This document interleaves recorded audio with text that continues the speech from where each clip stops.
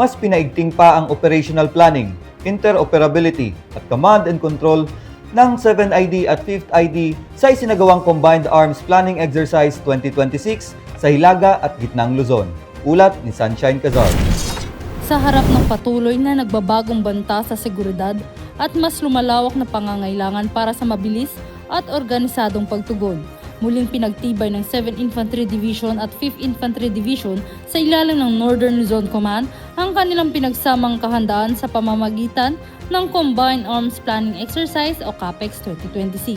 Ang CAPEX 2026 ay isang mataas na antas na pagsasanay na nakatuon sa mas pinahusay na command and control, mas epesyenteng operational planning at mas matatag na interoperability ng dalawang dibisyon upang masiguro ang mabilis na pagbuo ng plano at sabayang pagpapatupad ng operasyon sa oras ng pangangailangan.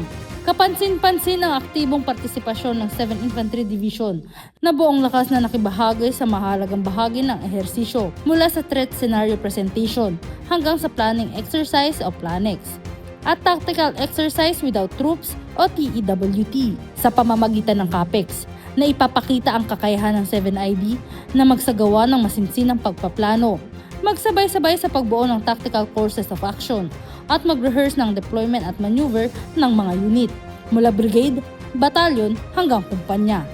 Layunin nitong mapahusay ang kanilang kakayahang mag-operate sa ilalim ng nag-iisang operational framework at higit pang patatagin ang proseso ng integration ng regular at reserve forces.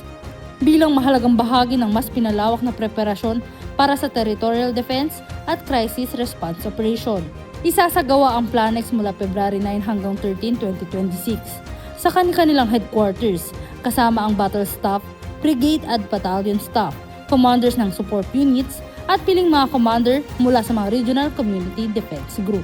Kabilang sa mga tampok na aktibidad ang scenario briefing, planning exercise, division at brigade back briefs at rehearsal of concept drills na ginanap sa himpilan ng 7ID at 5th ID.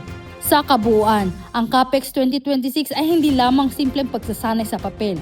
Ito ay isang estratehikong hakbang upang masiguro na ang 7ID at 5th ID ay may iisang direksyon, iisang plano at iisang layunin, ang mapanatili ang kapayapaan at katatagan sa Northern Luzon at karatig na mga lugar. Pinatutunayan ng aktibong pakikilahok ng 7th Infantry Division sa CAPEX 2026 ang kanilang patuloy na pagiging handa, disiplinado at nakahandang tumugon sa anumang hamon. Kasabay ng mas pinatibay na koordinasyon sa 5th Infantry Division bilang pangunahing puwersa sa hilagang bahagi ng bansa. Mula dito sa Fort Magsaysay, Nueva Ecija, ako si Sunshine Cazar, ang inyong pamilyang kaugnay.